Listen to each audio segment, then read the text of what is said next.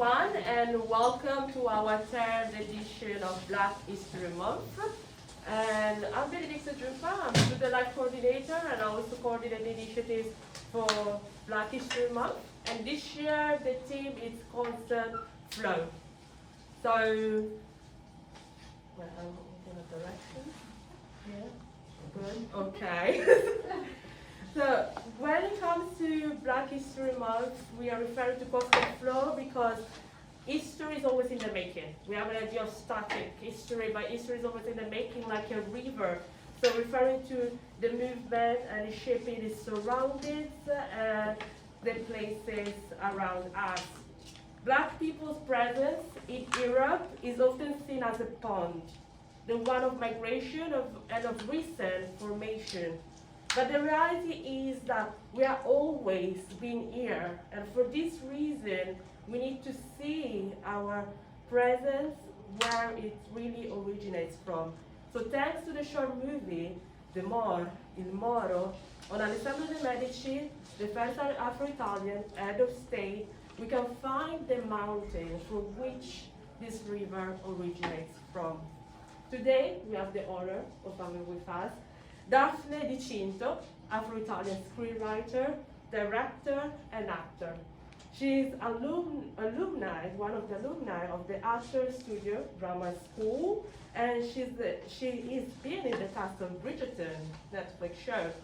Il Moro, a directorial debut, has won Best Italian Short Film 2021 at Fabrique du Cinéma Awards. She writes stories about migration, racial identity, and female gaze. Welcome, Daphne, to Temple Rome. So it's a great honor to have you with us. So before we start with the movie, actually I have one question, so we can start. It's about 24 minutes, right? Yeah, 22-ish. 22 minutes. So I have a question before we start. Okay. So, with which gaze you want us to look at this movie? Well, first of all, I want you to look at it as history, as something that really happened. These characters really existed. I don't know if you guys have gotten the chance of checking out any paintings of Alessandro De'Medici. I'm quite obsessed about the fact that one of his main paintings looks exactly like my actor. I literally have it on my screen on my phone somewhere. So first of all, characters, historical figures that really existed and are part of our history.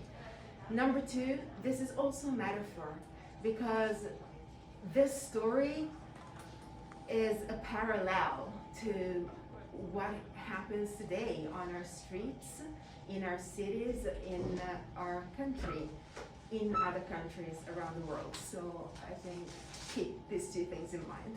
Thank you so much, Daphne, for being with us. So we will start the movie, and then later we will have a Q&A. So I kindly ask you, no pictures, no videos, as the movie is going to different festivals. And we will have a discussion later. So thank you so much for being here. I kind of lost some words, but like wow, like yeah. Let me try and gather myself. I like that. What a movie! What an excellent work, Daphne. I mean, an honor. I was thinking actually earlier how you presented it last year during Black History Month. You mentioned that you were working on it and it was about to come out. So I think it's such a full cycle moment to be able to see this movie this year. So thank you so much. Thank you. But also, before we move on, I want to personally thank somebody without whom this movie would have never gotten to completion, which is my first AD, Valentina Vincenzini.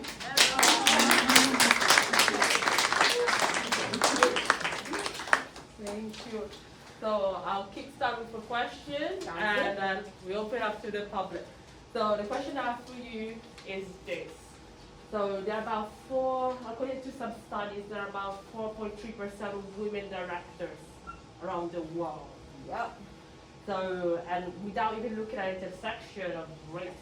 So my question for you is, what strengths that enable you to overcome the challenges that you face? Well, my instinctive answer to that is that I'm stubborn. But we can't say that at the university. We're gonna have to cut it.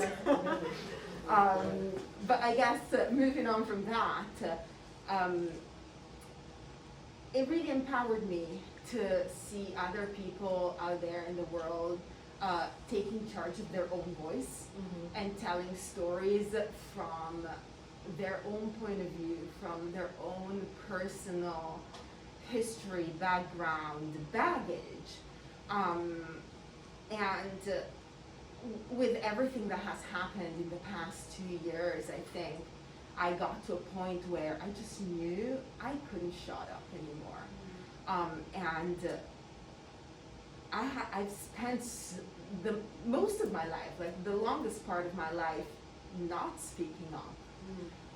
The minute I found the voice to actually tell a story that in one way or another represents me, and with me a whole array of people that walk our streets today, well, it is a responsibility for me to do it. Absolutely. Thank you so much. So, when I open up to the public, please, any questions that you have, don't be shy. Like, yeah, who wants to go ahead? It can be gossip. I'll answer, I think, maybe. Do the questions have to be in English or? It's However okay. you're comfortable with. I will translate. You can no translate, worries. yeah. Oh, it's okay. I guess like my first question was, so this movie is about like such a specific time frame, you know, of Alessandro De'Medici story, and my question is like, why this moment? Like, why this exact moment? Like, choice. Yeah, I guess. that's a really good question. Well, I would say always go for the drama, for the most dramatic moment. And you know, we don't know if Alessandro De'Medici knew that the Pope was his father. I mean, to this day, there's people that debate that he actually wasn't his father. I imagine what the conversation would have been like the minute he got to know. We don't know if, you know, this is the situation in which he knew, and I imagine what would happen if Alessandro De'Medici discovers that one of the people that has been the closest to him throughout his childhood and development actually always hid the fact that he was his father, and what would happen if this took place right when he discovers he's going to be the Duke of Florence. I think they're important moments in his life, so I wanted to analyze that. But again, then going back to the metaphor that we were talking about earlier, it lends itself so well to the metaphor that I wanted to bring forth. Especially during the dialogue between him and the Pope when they're at the altar and, you know, they're sat flip side. That dialogue, to me, that's the dialogue I have with my home country. And it's so much, man. Yeah. Yeah, I know. Yeah. And yeah, so I thought that that moment would lend itself really well into telling this. It does. Thank you. Question. We shot this movie in 4 days. Honestly, it's been we've ran, right, Valentina? And honestly, I didn't have enough time. Well, so what you see is not even what the whole original script was. At the end of the first day, I realized that if I wouldn't cut a part of the script, I would never finish it in 4 days, and we only had 4 days. Yeah, that was a lot. End of day one, I found myself in a boiling shower like this, going, I have to cut apart my script, I have to cut apart my script, I have to cut apart my script. So that's what I did. There are bits that you don't see because unfortunately we didn't have enough time to shoot enough angles to then have something that would make sense. Like for example, the part where Ippolito and Alessandro fight. You don't really see a fight here, you literally just see Alessandro kicking Ippolito's ass. Can I say ass? Well, I've said.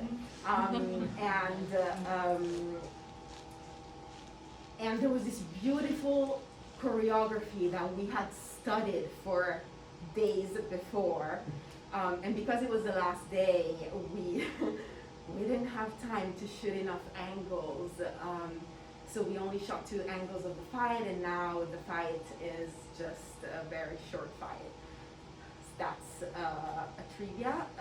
But you know, it's funny because I would have liked to have much more time, even just with my actors, to find more stuff and just, you know, just to do a couple more takes. But I literally had Valentina going, we don't have time, we don't have time, we gotta move on, this is the last take you had. I was like, okay! So It's like 14 hours. I know. So Daphne, what's next for you? Ooh, Let me see. that's it's the burning question. I'm really hoping I can make this into a series or something bigger. Yes, so I'm working day and night, and even time that is not even in this world. I'm just working all the time, trying to do that. I don't know where it's going, but it's going. So let's all keep our fingers crossed and send good energy, and maybe we'll see it on, you know, a streaming platform near you. Looking forward to that for sure. Yeah, me too. Oh, I think one of my students. What? Yeah, right. What was the significance of the young child? The young child, to me, signifies as the next generations, the younger generations, and he's a little bit of fil rouge that goes from, you know, 1529, where, actually, I don't know if you guys know this, but back in the 1500s, slaves used to mostly be white, because they originated from Eastern Europe. In fact, the word slave comes from Slav, so person of Slavic origins. When you saw black slaves, or enslaved people, we should say, back then, it was basically like your Rolex today. So, you know, there was this rich person that wanted something really fancy, they would buy a black person. So they had value at the time. And then obviously history happened, colonialism happened, and racial theories happened, and you know, I don't need to tell you that. So we're here today in a world where we're fighting against certain things because of how things developed. And the kid, to me, goes from that time when a kid that young would be something so valuable to today when I see kids that age and I value them so much because, you know, maybe in a few years I'll have a kid, and what kind of world am I putting this kid in? And I know for myself that I don't want the youngest generation to sit in school and learn that their only story is the slave trade. Yep. I grew up in a small country in the middle of nowhere, where in primary school, whenever, you know, the slave trade was mentioned or anything regarding that, the whole class, including the teacher, would be like, and look at me. Yeah. And I'm like, I am not that. Can you like not understand? Yeah. And also, I'm sorry, why are you looking at me? You should be looking at yourself. So in doing this, this is first of all, for those generations, I want them to sit in school and learn about this, and learn about the fact that there was a duke, the first Duke of Florence, that looked like them. And I want them to grow up with that awareness, because I didn't have it. Yeah. Thank you for your question. That and then here. I guess this is a very specific era and an individual. Do you have any other historical periods or historical individuals you would like to explore in the future? Oh, yes. Probably a little too many for the time that I have. Well, okay, one that I've been looking at recently is not one character, it's a group of people. They're called the Tirailleurs Sénégalais. I don't know if you've ever heard of them. So I guess in English they're translated as the Colonial Infantry. So during World War I and World War II, the French used armies from Africa to win the wars that we know of, that we've been studying all along in all the years that we've spent at school. Except I never studied about the Colonial Infantry at school.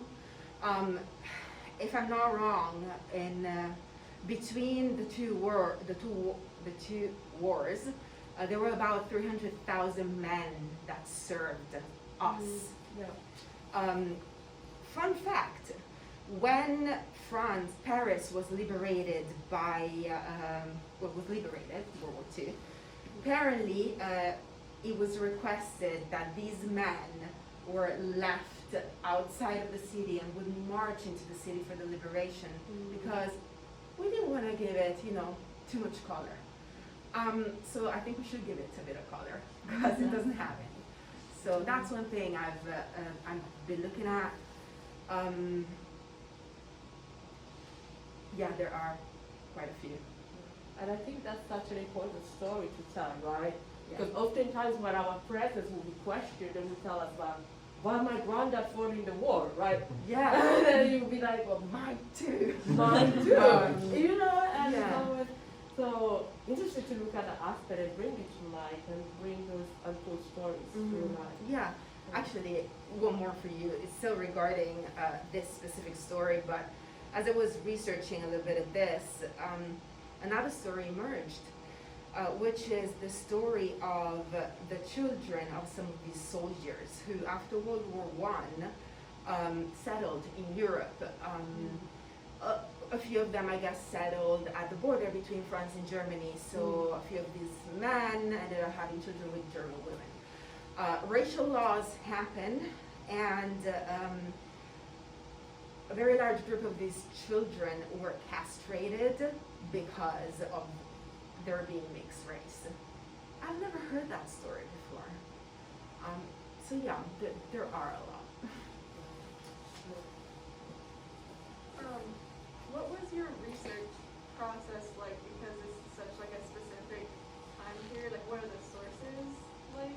And also, how did you make the decisions of when to like stick to the documented history and when to like add to the story? Really good question too. Thank you. So sources, you will find mostly historians of the time talking about facts around Alessandro De'Medici. There isn't a monography of the time that just talks about him, even though there's this book by a French author who actually was a little after his time that details all the lives of the Medici men, and he has a whole chapter on Alessandro De'Medici. Another fun fact. The first thing we do when we want to, learn about something these days is Google it, and the first thing that comes up is Wikipedia. Wikipedia, in the Italian version, I think actually maybe in the English version too now, has this sentence written by we don't know whom that says that this certain historian from back in the 60s affirms that it isn't true that Alessandro De'Medici was of African descent. And the funniest thing is that to support his theory, or her theory, there are notes, and you go down and you look at the sources, and the sources that they give actually say the opposite. Guys, don't even get me started. So when we started, well, when we finished the movie and we started putting it a bit out on social media and all of that, I started getting a bunch of hate because there are people that don't want this story out, don't want to, I don't know, maybe they're just uncomfortable with the fact that this man was of African descent. And the first thing that they'd say is that Wikipedia says that it's not true. Okay, so one day I got really tired of it. And I was like, okay, fine, I'll change Wikipedia, because anybody can change Wikipedia. And I sat down one evening, like I have nothing else to do, right? And I wrote this whole paragraph with all the sources. And then I put it on in the English version and in the Italian version. 2 days pass, and I go on it, and it's reverted to original.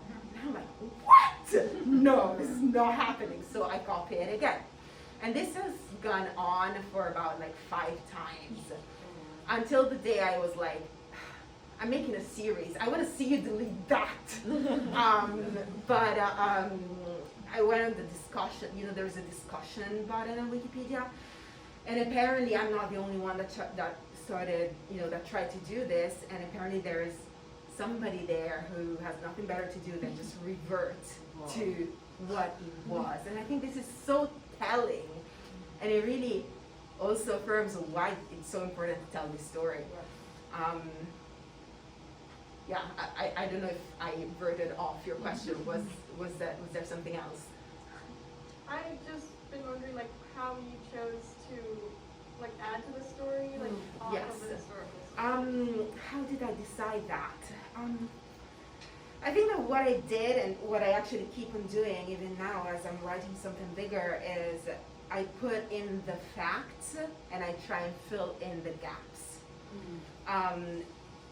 Another thing that is really important for me, because I'm not a historian, I'm a filmmaker, is that I care about the people and about the emotions of these people. So I'm not trying to tell you what happened in 1531. I'm trying to tell you how these people must have felt.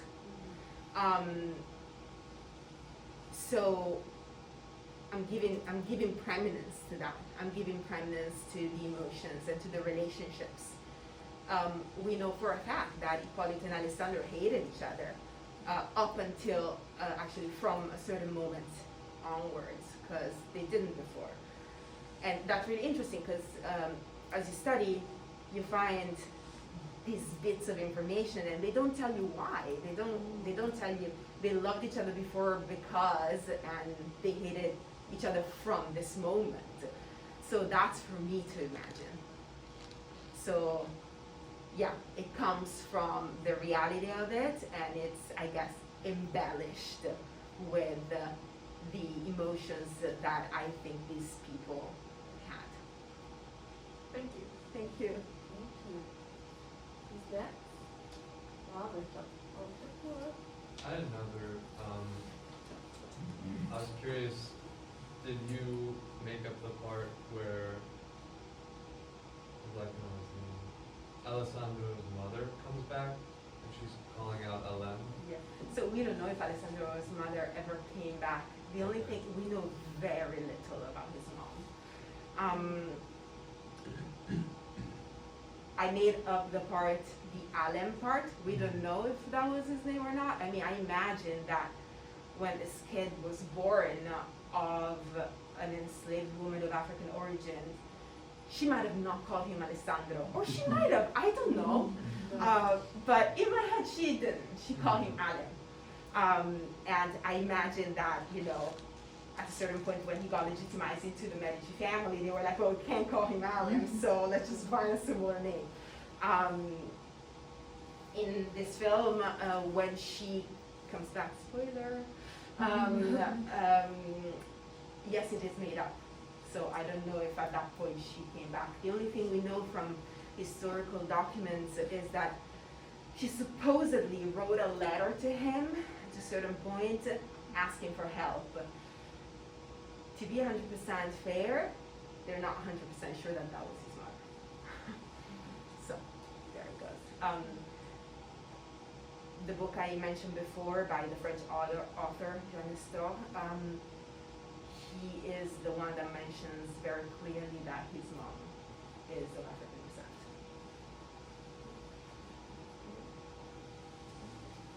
Here and then. I just had a question about, I assume this was shot on location somewhere? It was.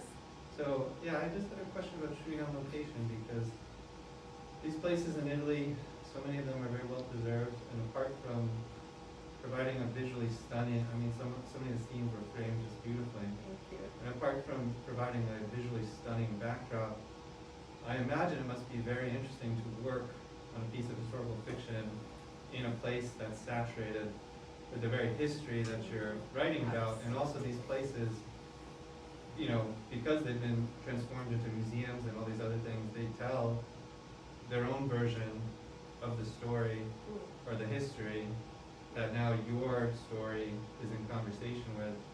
And so I guess I just want to ask what that, it sounded like there's some constraints working on location which made you kind of change your original script as you went, but I'm curious if there were also, you know, other inspirations or what that experience like of working on location. Yeah. The constraints were mainly money, not location, really. Location is a very interesting story for this movie. First of all, I want to share with you guys this. Well, there are two locations, one for the interiors and one for the exterior. The interiors were shot in a castle called Rocca di Dozza, which is near Bologna, and the exterior was at Rocca di Imola, which is close by, always near Bologna.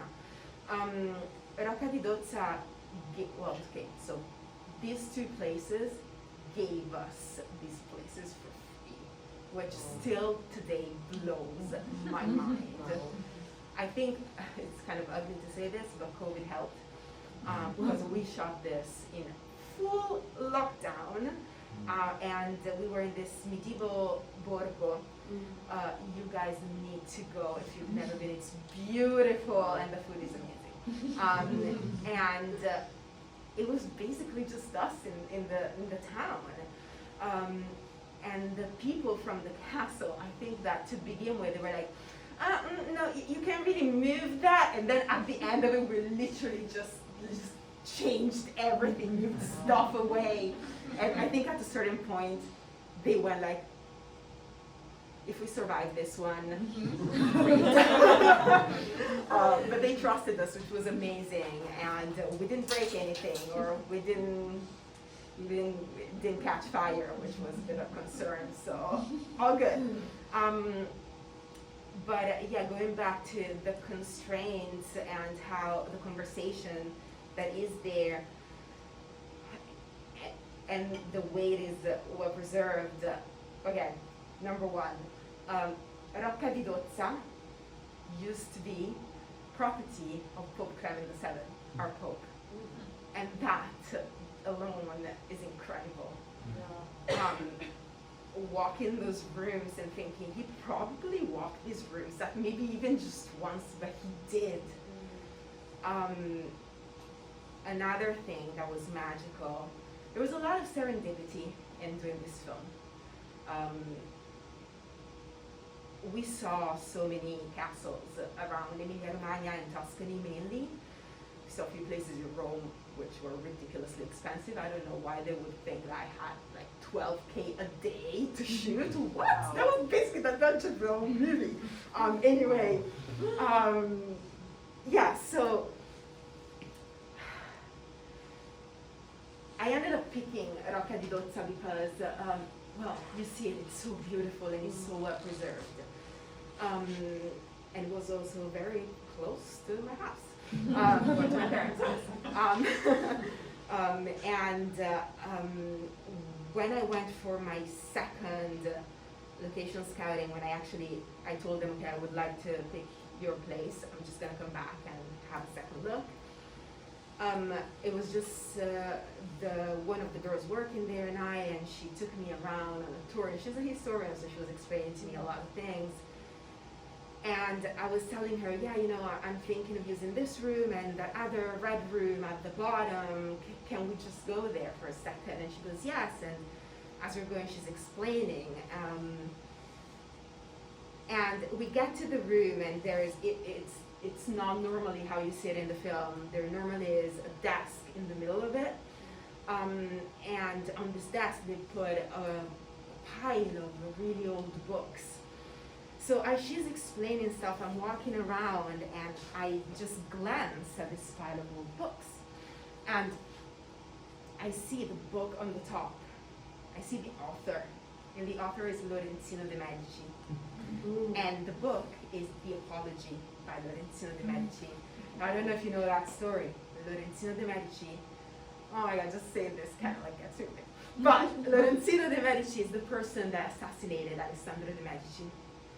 And then what he did was he escaped to Venice and he wrote this book, The Apology to the Assassination of Alessandro De'Medici.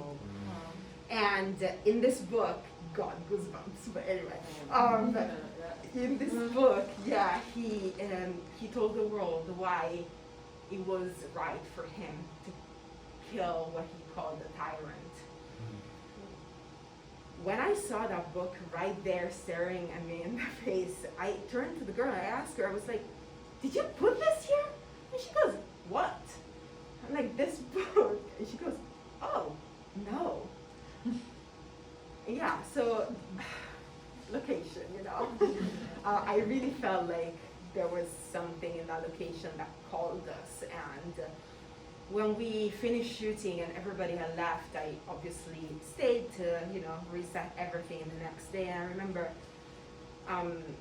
going back in to the costume department, and I had brought the costumes on day 0, and I had gotten them from Florence, from this costume shop that, again, loaned us the costume for basically nothing, and they were all, nice and proper and ironed. And that day after the shoot, I walked in there and the costumes were on the floor and lived and sweaty, and I really had a sensation that characters had lived in there, and the location really gave us a lot of that gravitas.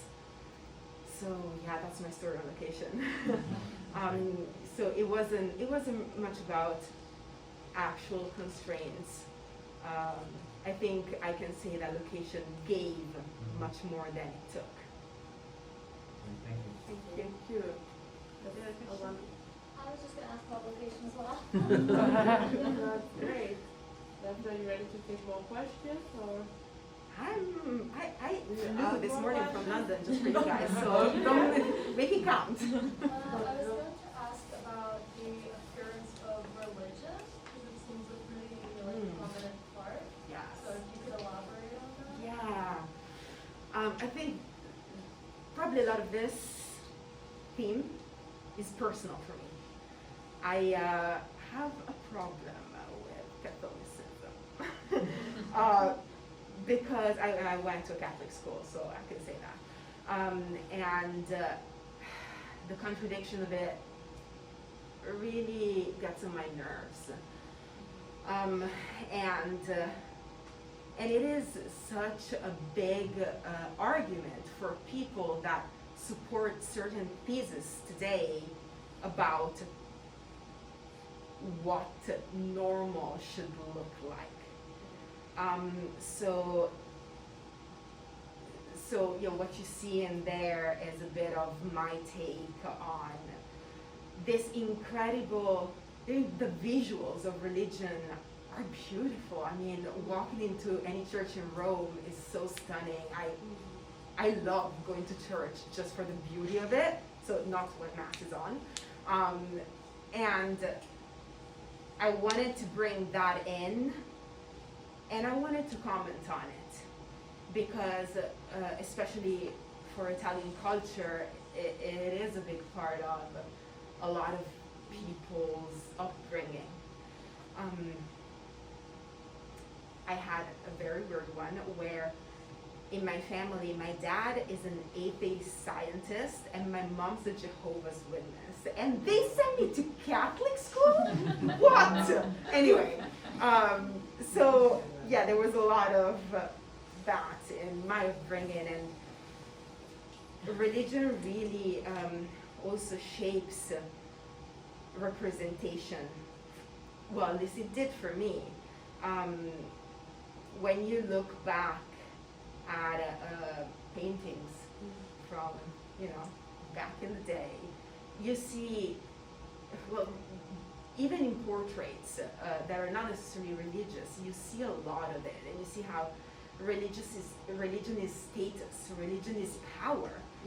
It's used for this very tangible, materialistic, earthy need of establishing one's worth. So I guess it's a question there that I want to pose. Well, how can that change in a way where the representation it brings out can be more inclusive, but also can be less hypocritical?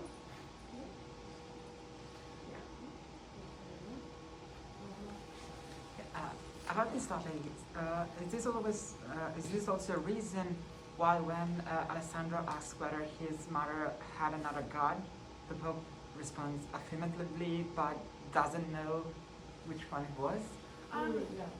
Yes, I think my thought process on that was he would have probably known that she didn't necessarily worship his God, but would he have cared to ask which God she worshipped? So I guess that's a little bit of fiction for you and of imagination coming from my head. But I think it also is a comment on a lot of what has come afterwards, because the colonialism, we've just seen these people going to countries where they wanted to evangelize, and I'm like, yeah, great for you, but maybe did you ever care to ask these people what they believed in? Yeah, I'm gonna stop there before I get too passionate. And also the Pope wasn't, like, it didn't even come to his mind that Alessandro's mother could have been Christian. It didn't. Well, and I think Paolo there did something so beautiful with his, with his acting, with his expressions, because I feel like you can really tell that thought kind of comes into his mind right there and then, right? Because it's like, oh, I never thought about that. Yeah, so that was what I thought could happen. Thank you. Thank you. Do we have more questions? No? Yeah, I don't know. Yeah, we do. Go first. I'm still kind of like elaborating in my head. Yeah, right? It's like, yeah, please, let's go. Who wants to go first? Alright. Mine is just a very simple question. Is there any place that we can access this, like if we wanted to watch it again, or is it just... Not yet, Okay. just because we have just started the festival run. So we're premiering at the Toronto Black Film Festival on the 16th of February. I'm very excited about it. Unfortunately, it's online because of COVID, but it's still exciting. So the festival run is probably gonna go on for a few months. We're gonna eventually get to a point where we can screen it publicly. When that happens, if you follow us on social media, we're for sure gonna be screening it to the whole world, so eventually it's gonna be available. Who wants to go next? Maybe someone the other one first. Can I just ask a bit more about what you ended up cutting out, and also if you are to develop this into something longer, what kind of direction do you see the characters going in, or what are the kind of things that you'd really like to explore more? Yeah. Okay, so the biggest part I've cut out is the one I was talking about earlier, and actually right there was another part following it where, because this is going online, right? I can't spoil it too much. Well, so when, how do I say this? Well, so there was another, I would say, half fight between Alessandro and Ippolito right before the Pope comes in. And we cut that kind of for the same reason. The footage we had wasn't as, it didn't tell the story how we wanted the story told. What else did I cut? Okay, so the very beginning, the dialogue at the very beginning, there was a little bit before that, but in the editing room at a certain point, I felt, well, so as you've seen, it's a film that is very dialogue heavy. So it can get boring for people that are into action. I love heavy dialogues, so I guess, well, I should probably, deal with it myself. But I thought in order to kind of up the rhythm a little bit, to cut the beginning part and to kind of kickstart it with, and you just jump right into it. What else did we cut? Few lines here and there in the dialogue with the Pope and Ippolito. I wish I could have had more of the kid, right? So the kid, adorable, and his face, oh my God, so perfect. But he couldn't keep a straight face on camera. And oh my God, that was a nightmare. So you have no idea how many takes we had to throw out because there's a kid laughing in the middle of it. So at a certain point, we had to make a decision and kind of keep him to a minimum. So I wish I could have had more of that. I wish I could have had more of the singer. Because I think he's such an interesting character, but we don't really have the space to develop him here. Yeah, so mostly this. And the other question was, If it was a longer movie. in which direction it would go. Well, I would like it to go in the direction of including the storyline of the mother more. Yeah. So I'm just gonna say that. And we get to see. Oh well. Okay. I guess it's more of a personal question, kind of, because so when I started like my acting kind of journey like 4 years ago, I was told that there is like just one kind of role that I will do. And I was like, all right, I'm gonna fly out to like exactly somewhere, right? And then like I had this feeling like, oh, I feel like something maybe is like changing. Maybe I should like stick here and see what happens. And I feel like this is what's happening. Yes. So I guess like I see like this version of me that like just got the kind of like easily, you know. And so how was the journey of like feeling like there is no, you know, like constricted, like there is no space for me here, and then coming back and like even seeing like the partners like Nat Italia or like Loretta Grace or like all the people that like she connected with to make this project, like what's the feeling of like this comeback and feeling like there is now like a web of people that are doing this, and how do you see this like in the next years? Yeah. But you know, yeah. Yeah, so yes, I feel you. Oh, yeah. And what you said about the partners, it's been probably one of the best parts of making this project. I left Italy when I was 22. And this past year and a half that I've spent making this is the longest I've been in Italy since, which is more than a decade. And when I left, so again, because I grew up in the middle of nowhere where there wasn't much diversity, most of my friends are white in Italy. Then, you know, I moved out, traveled so much. And as I came back for holidays here and there during the years, I kind of started seeing faces that look like me walking down the street. This is really beautiful. I remember being in Florence with my mom at the train station this one year, and I saw so many mixed race girls. I remember saying to my mom, well, I guess I'm not that unique anymore. 'Cause, yeah, but, you know, I think, and I don't know if this is your experience, and I feel like the Black Italian experience is so vast and so different, and everybody has a different approach and has grown in it in a different way. But for me, there was a part of the coping mechanism that I put up growing up where I was like, well, I guess I'm just unique, you know? And I brought that with me for such a long time before actually understanding that there were so many of us.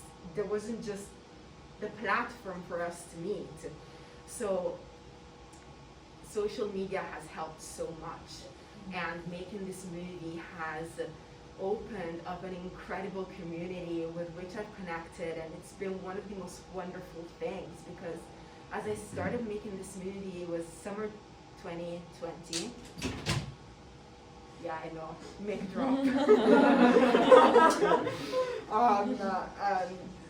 So I remember, so it was up in Emilia Romagna, and I was connecting with some people over there, and a person who's now a friend, April Muvumbi, I don't know if you guys know her, but she works in politics quite a bit. She was given an address, and I went out and read a text for her. And that evening, I sat down at a pizzeria with her and a group of Black Italians.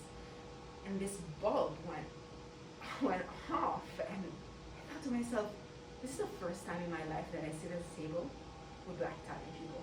I've never done that before, and I'm in my 30s. No. And so that kind of kick-started it, and finding all this talent in different areas, you know, Napitalia, Loretta, Lorenzo, everybody who brought a piece of what they're good at to make this movie good has been invaluable, and it was something that I was really adamant about. I wanted both in front and behind the camera representation. So that's the first part of the question. Then you asked me something else. And how did it feel? How do you envision the future?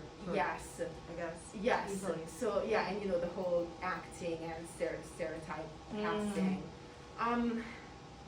So obviously, I hope for it to change. I think there is some slight change. Yeah, there definitely is some slight change. I think we're nowhere near where we need to be. I know for myself that I'm going to go out of my way to do what I can to help this move forward. And I hope to get to a point, I hope in my lifetime, where we don't even need to have these conversations anymore. Yep. Yeah. Absolutely. On this note, but I thank you, each one of you. Thank you, Daphne, for being here. I want to thank the dean, the Francesca, as well for the support, Emily for the graphics and everything. Thank you. And I want to thank each one of you for being here. And thank you so much for being here. Thank you. Talking about Black Future, we have an exhibition upstairs. If you want to check it out, it's still open for I think an hour or so. So please feel free to check it out. It's open till the 2nd of March. And thanks again for being here.